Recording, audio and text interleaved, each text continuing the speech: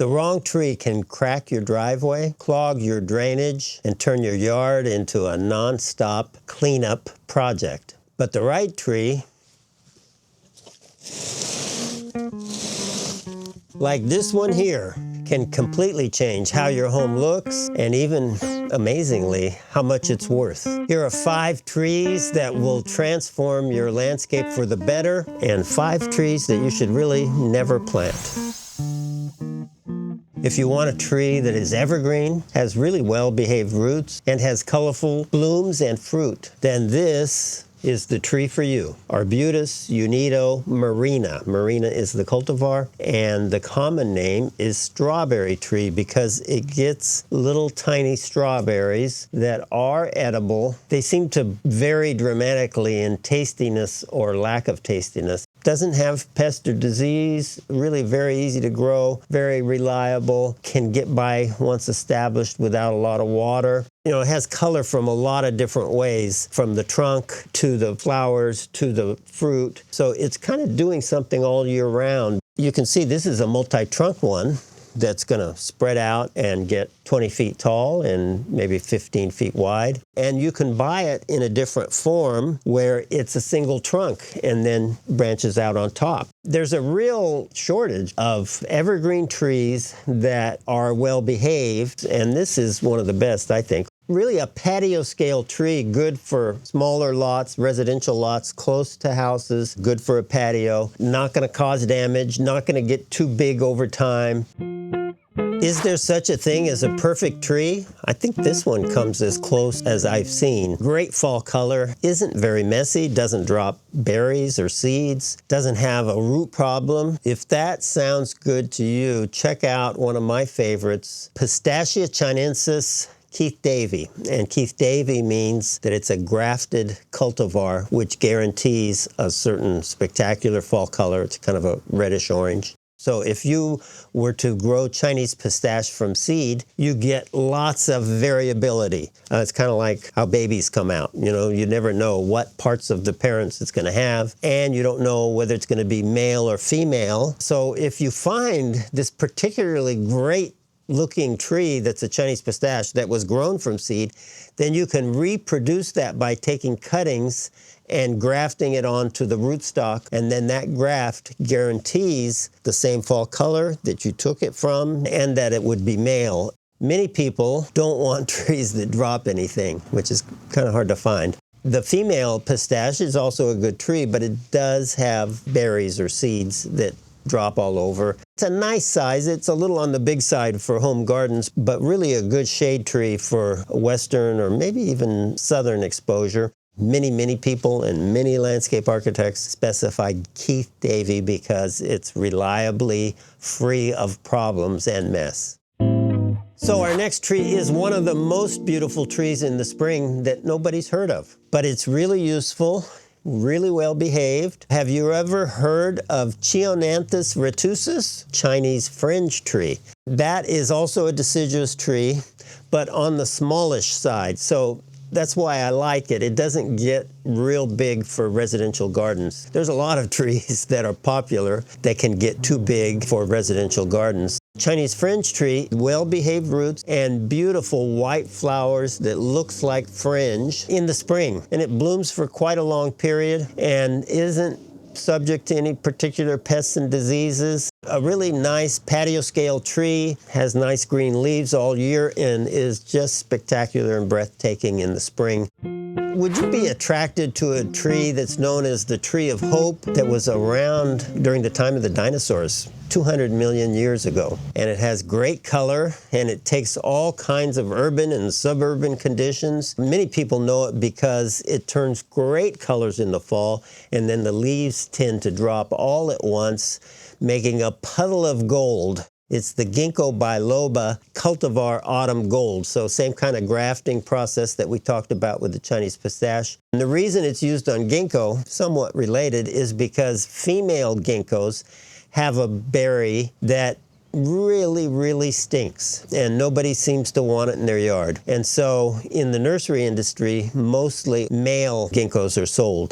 Always well behaved, really no special pests and diseases. Quite an admirable tree. And it's a pretty good sized tree, somewhat upright until it gets 15 to 20 years old, and then it's more spreading. Ginkgo in age will get 40, 50 feet tall, 20 to 30 feet wide. So you start to get to this point where it is kind of big for small gardens. But there's one that I've been using lately that's a dwarf version of autumn gold called Jade Butterflies. And Jade Butterflies only gets about 12 feet tall. Now there's a bunch of Ginkgo cultivars.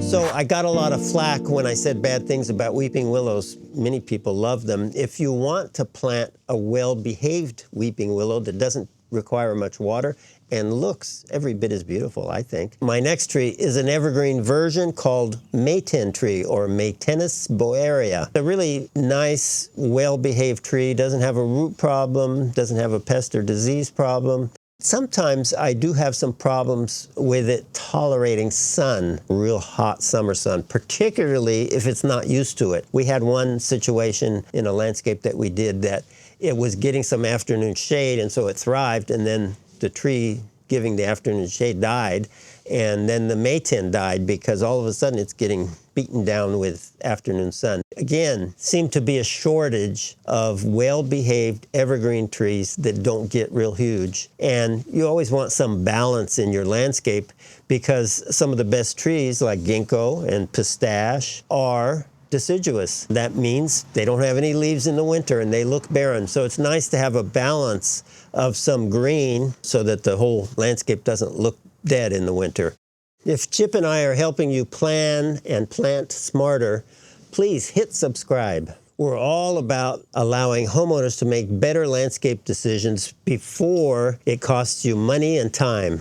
We're going to talk next about the trees that give Chip migraine headaches. If you don't want to pay a fortune to repair damaged plumbing and cracked sidewalks, then avoid this next tree. Silver maple, Acer saccharinum, really fast growing. That part's good, except it's fast growing everywhere. The roots, the top, quite messy. So I used to have one at a small house I lived in about 35 years ago. And every year or two, we had to hire somebody to clean out the sewer line because those roots would get in there and just clog everything up. That's pretty standard for Acer saccharinum, silver maple. It's really a big, robust, weedy tree that should be out away from a house, away from a deck, away from living spaces. So the next tree has a lot of attraction. And a lot of people, I found out, really like this tree because it's beautiful. The weeping willow. I would never use it in a landscape because I'm rarely designing landscapes with a wet spot and rarely designing landscapes that are expansive enough to use or that have a stream running through them or a lake. Those are the types of landscapes where a weeping willow would be preferred. The problems with the weeping willow, in addition to using an inordinate amount of water, is its branches break, it's messy, terrible root problems that get into everything. So it's not a well-behaved tree. It's not for developed areas. It's more for undeveloped wild areas. This next tree has a gorgeous flower and it's very adaptable to all kinds of tough conditions. But it's brittle, invasive, messy. It's a problem.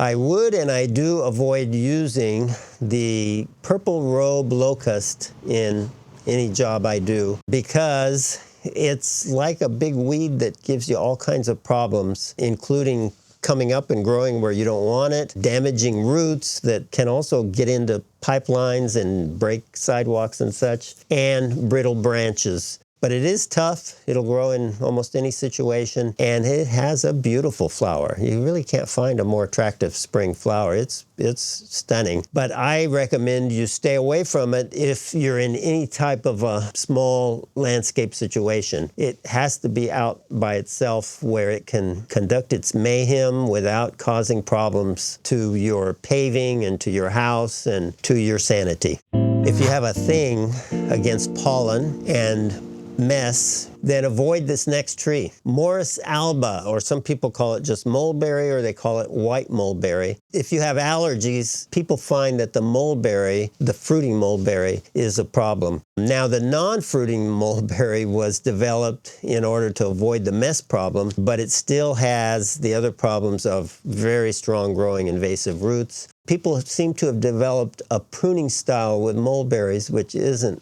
my favorite at all. A mulberry, properly pruned, is really an attractive tree, but because people couldn't deal with the mulberries and they couldn't pick them all and they all fell off and made a mess, they learned that if you prune brutally, then they don't bear any mulberries the year after you do that pruning. And so you see this style of pruning mulberries that's hack at them every year, and it seems to have been extended to non-fruiting mulberries. So I like a big mulberry tree, but not in a residential garden near a patio or near a house. This next tree is huge, and worse than that, it produces a toxic substance that makes growing things around it almost impossible. That's the black walnut, Juglans nigra. That's a big, strong growing tree. You've probably seen and heard of black walnut trees. They do grow in most parts of the United States. The black walnut is, for one thing, way too big for a residential garden.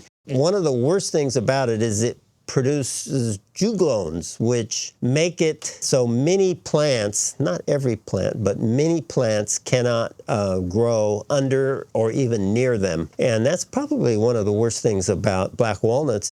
I'd stay away from black walnut because there's many better alternatives, which we mentioned in the first 5. Choosing the right tree is just one step in creating a great landscape. If I had to start over completely designing a landscape from scratch, there are specific steps Chip and I would follow, and a few big mistakes we'd try our best to avoid. If you're serious about getting your yard right, this right here is the video you should watch next.